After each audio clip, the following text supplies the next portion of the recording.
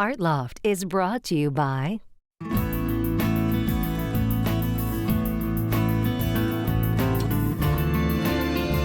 Where there is freedom, there is expression. The Florida Keys and Key West. the Miami-Dade County Tourist Development Council, the Miami-Dade County Department of Cultural Affairs, and the Cultural Affairs Council, the Miami-Dade County Mayor, and the Board of County Commissioners, and the Friends of South Florida PBS.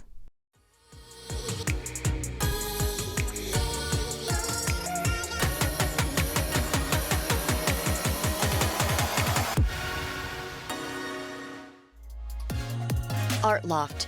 It's the pulse of what's happening in our own backyard, as well as a taste of the arts across the United States. We never really know how it will sound until we finish it. In this episode, turn up the volume for medieval music to larger-than-life symphonies to experimental activations and all the sounds in between.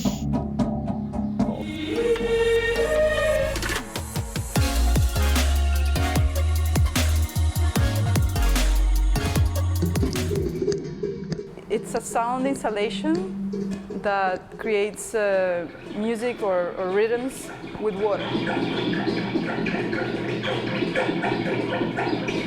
My name is Sara Valente. And my name is Marcelo Ertortegui.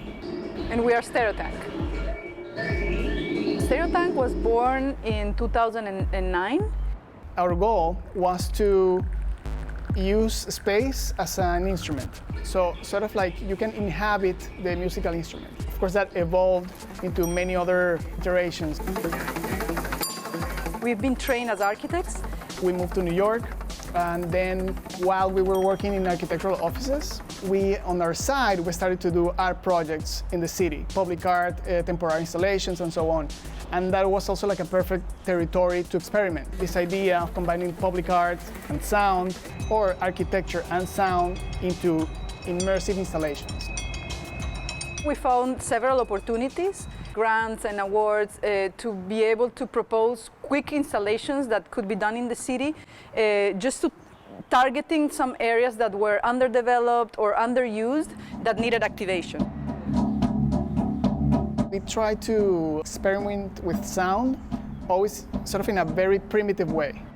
The first sound installation we did was actually called Stereotank, and that's where our name came from. We took these huge plastic water tanks side by side and then connecting them.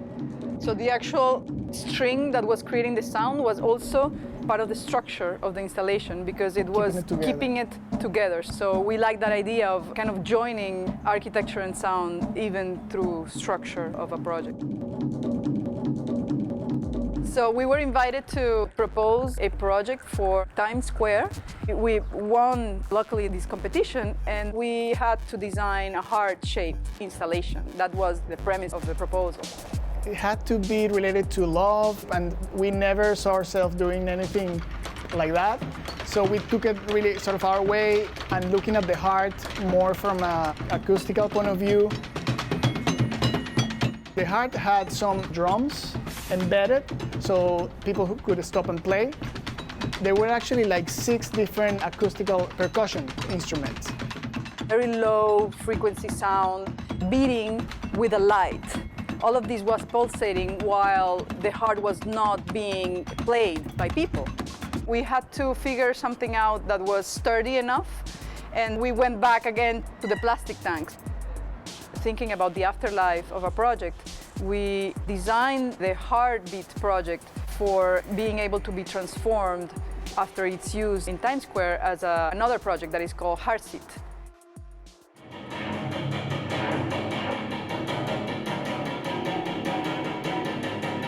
We're going to show a sample of the cargo guitar. The cargo guitar was a project that we did in Japan.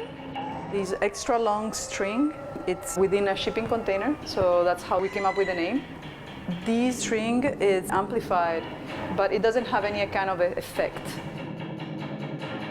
So the string becomes smaller and the tone higher.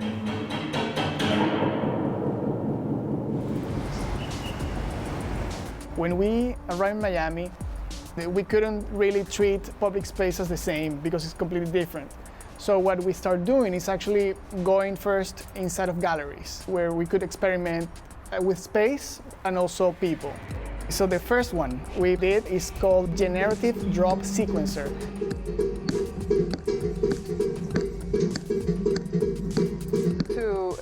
Engage more with public space here in Miami as well. We've been working with some students at FIU on a seminar that has to do with public space and art. I think we have to mention about the Little Free Library project. It's basically turning the standard Little Free Library format into an inhabitable Little Free Library. We've also been working on our own project, our own house and studio.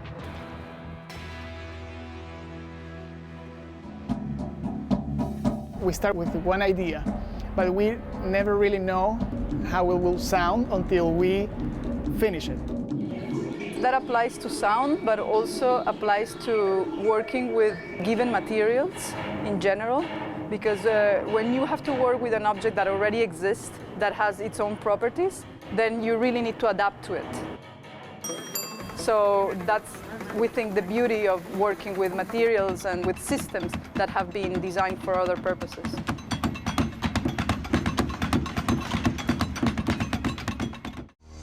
Stereotank has a great section on their website where you can explore more of their projects at stereotank.com.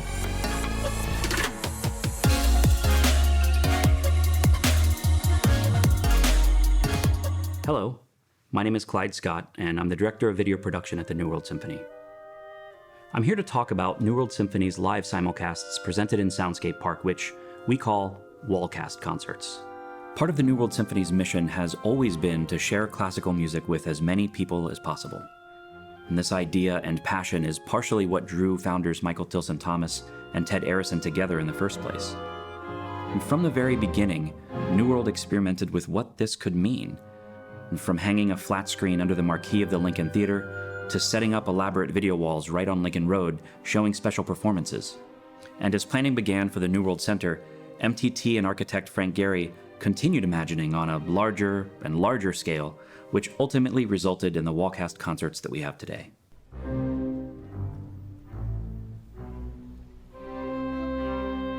Wallcasts are an important part of what the video team does at the New World Symphony. They're a great way to foster a sense of community and to expose people to live classical music performance. These are audiences, many of whom have never attended a live classical show. And I often get asked, how do you do it?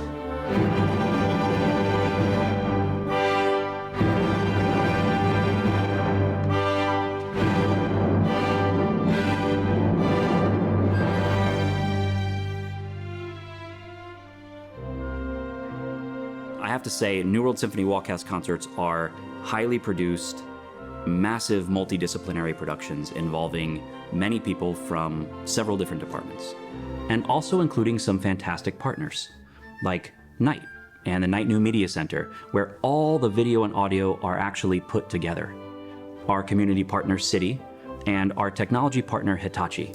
Now at this point, I'm only going to cover the video side of things, but there's also audio, lighting, projection, staging. The list goes on and on. But we're all working toward the same goal, which is translating a live performance from the concert hall to an audience of thousands in Soundscape Park. And that's really where it all starts, with the live performance. As part of the preparation for every concert, the artistic programs team works directly with conductors to determine things like final musician counts for different pieces, as well as precise placement or arrangements of musicians for each piece. One of my colleagues in operations will then create stage diagrams, which are kind of a bird's eye view of the stage for each piece on the program. These stage diagrams become the starting point for all the work that needs to be done in audio, lighting, and of course, video.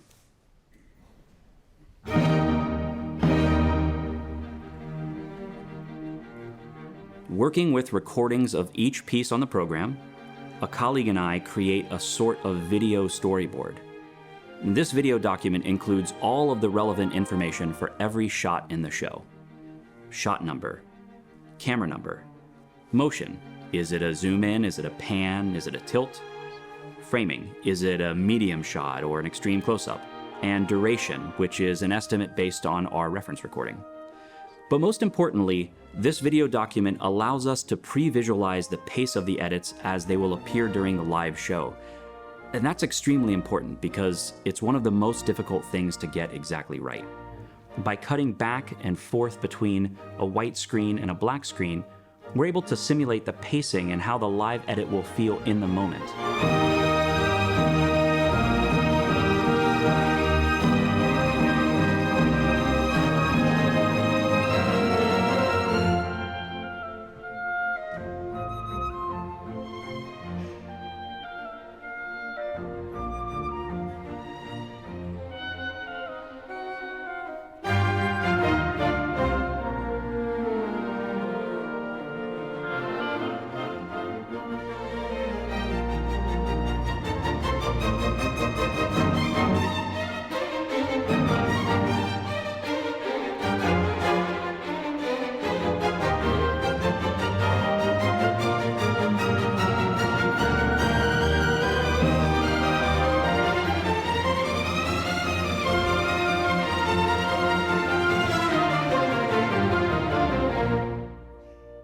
So after a couple of refining passes to this video storyboard, all of that information is translated into a shooting script and is also added by hand to 2 musical scores.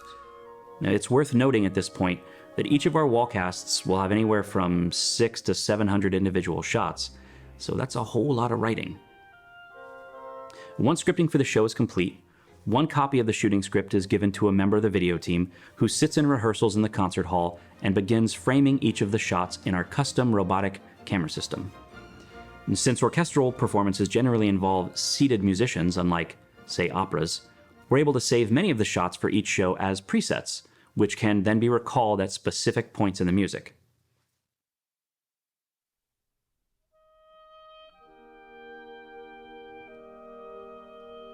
Now, when we were imagining the video systems at New World, it was partially with wallcasts in mind. We wanted to create a robotic installation that would make it possible to produce very high-quality shows with the fewest number of camera operators as possible, and to never have a live camera operator visible on stage. And this is basically what we've done. A New World Symphony wallcast typically includes 12 cameras. In a normal video production, that would mean 12 camera operators, but we're able to do it with 3. 2 remote robotic operators, as well as 1 operator sitting in the audience. The 2 robotic operators are each able to control all 11 robotic cameras, and the audience operator controls the single camera located in front of him.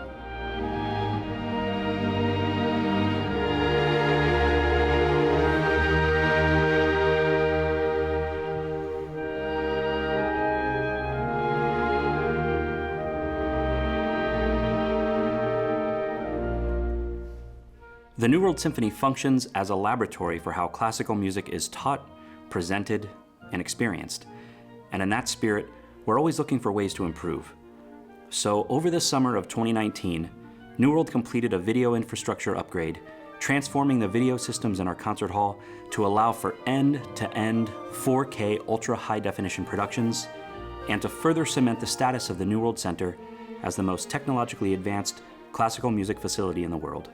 This massive project was funded in part through our strong ongoing partnership with the City of Miami Beach and its GEO Bond initiative. Then in October of 2019, our season opening wallcast concert was our 100th wallcast ever, and the first ever produced entirely in 4K ultra-high definition. So we've reached the end of the week. The video storyboard has been created and refined, the shooting script has been made, the 2 musical scores have been marked up, and the hundreds of robotic camera shots have been programmed. On show day, the team prepares to run the complete show during the orchestra's dress rehearsal. This is typically where we'll discover any mistakes and correct them, and where I can get a sense of how things are working or not working. We will often choose to have another rehearsal on show day in order to make further corrections or refinements. By that time, everything should be running smoothly and we're ready for the show.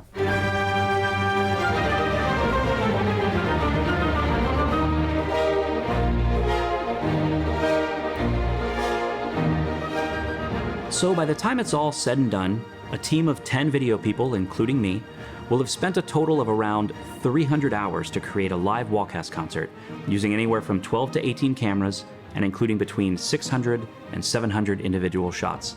And that's to say nothing of the multiple videos and graphics that we create ahead of time for the show. In the end, it's actually a lot of fun. And it's amazing to be a part of something that's important to us at New World, and also that's really been embraced by the community here in South Florida.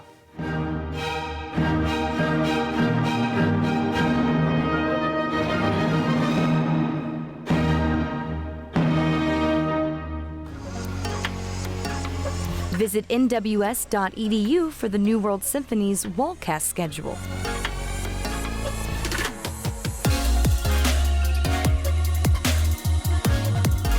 Next up, Maryland Public Television profiles a filmmaker who uses sound and the absence of it to evoke memory.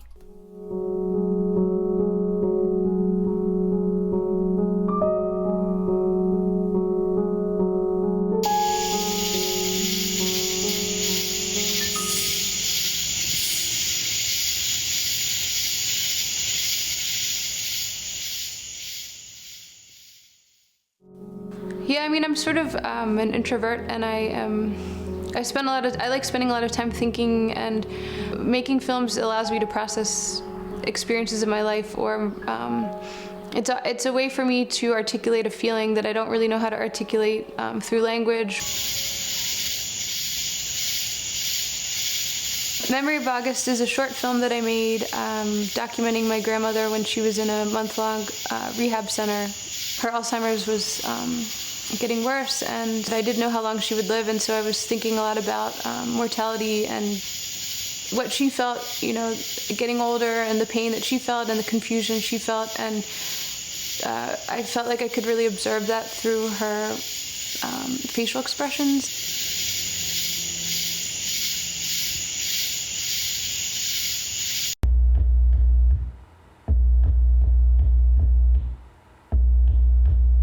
I'm really drawn to how light and texture and form help activate a memory.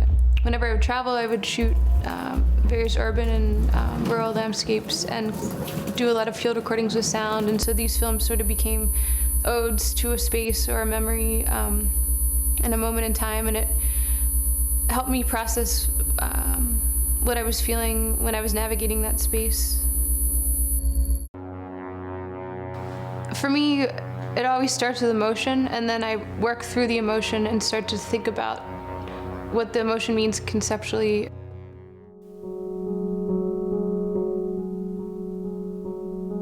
I like taking a lot of chance, and I like often like starting with one little interest and then just pushing it or experimenting or exploring, and treating each film like a puzzle or a little like investigation.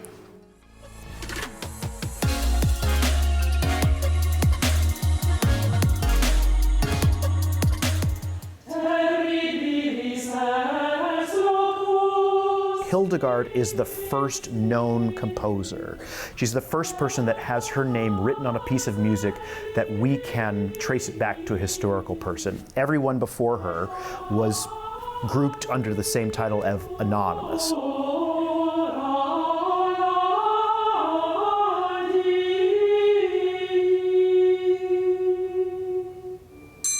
My name is Patrick Quigley. I am the founder and artistic director of Seraphic Fire. This is, in fact, the opening of our 18th season. We're quite a versatile ensemble, so we perform music from the medieval era, starting somewhere in 800 AD, but also from the Baroque, classical, romantic, and modern periods. A lot of what we do is trying to make the music sound like what the composer thought it would sound like. We do not perform with amplification. We're an entirely acoustic ensemble. Whenever we're performing music that is more than, say, 500 years old, we have to participate in some sort of musical archaeology. This is particularly appropriate for this concert. Hildegard of Bingen was born at the end of the 11th century. This piece was written probably sometime between 1140 and 1150 AD. At 8 years old, her parents committed her to religious life. It was written for a community of women that Hildegard was the leader of. And so she was a visionary. She had received ecstatic visions. And one of her visions was that she should take her women out of the monastery that they were sharing with a group of Benedictine monks and move it to the ruins of an older monastery. This piece, we think, was written for the dedication of that new monastery. It's written in a style and in a musical language that we don't have the key to anymore. We know the notes that she wrote, and we know the order that they come in, and we know the words that were underneath them. But everything else is something that we've had to reconstruct. Hildegard only wrote one line of music. At the time that Hildegard was writing, we hadn't actually gotten to the point where we had multiple lines of music being written on top of each other. The vocal quality of women singing in unison creates this sort of otherworldly sound, particularly when all of them are singing the exact same notes at the same time, which is very difficult.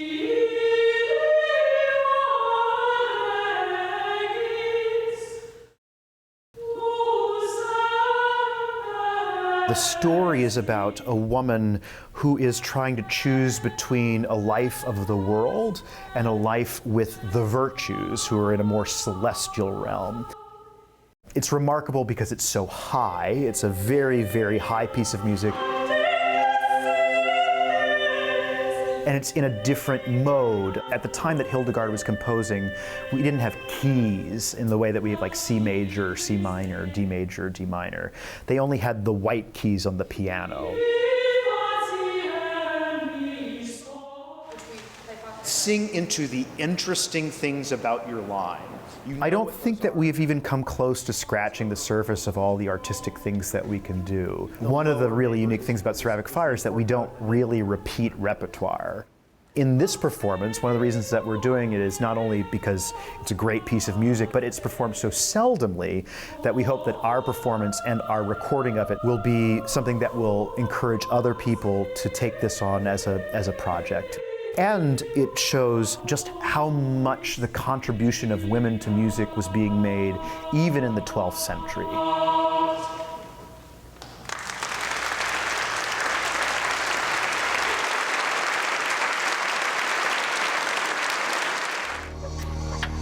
Immerse yourself in the ethereal sounds of Seraphic Fire by looking at their upcoming schedule on their website.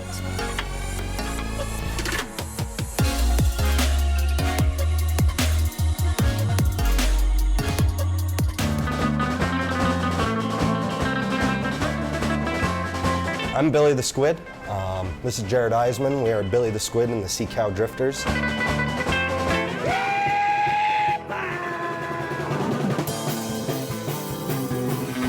I'm the lead singer and harmonica player. I play guitar, electric guitar, lead guitar.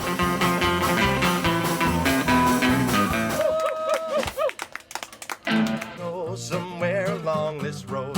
When we first started out, it was super country. Very country. Very country. We had, like slide and it was slow kind of swinging country stuff. I think Jared was just trying to ease me in. Yeah, trying to make a rock and roller out of him. Makes it like wreckage on the road. Definitely a lot of infusion of really every influence that we've picked up in our musical careers along the way. We all kind of brought this all together into one band and consolidated it into one kind of strange sound. You gotta take that whip, boy, and haul your heavy load. Yeah. All right. Kind of like spaghetti western surf stuff. We look a little out of place, I think, sometimes, and sound a little out of place because it's a lot of music. Like he's saying, he's singing like cowboy songs. He grew up on a ranch, and you know what I mean. But we're starting to kind of fit it in with not really an islandy sound, but just kind of a laid-back sound, which Key West is just laid back. just kind of mixing the sounds together. But definitely it stands out. Key West also had a long history of folk and country musicians coming through here for a long, long time. I'm just happy we can kind of bring it back to, you know, more of that original sound.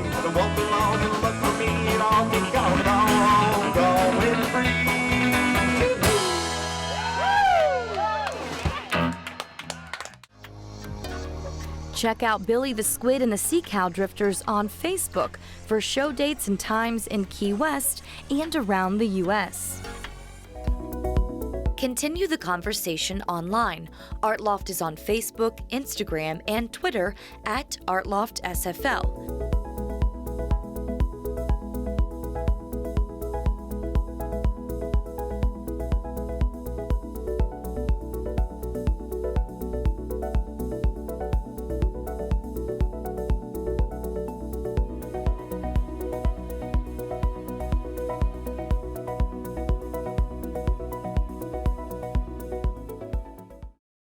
Art Loft is brought to you by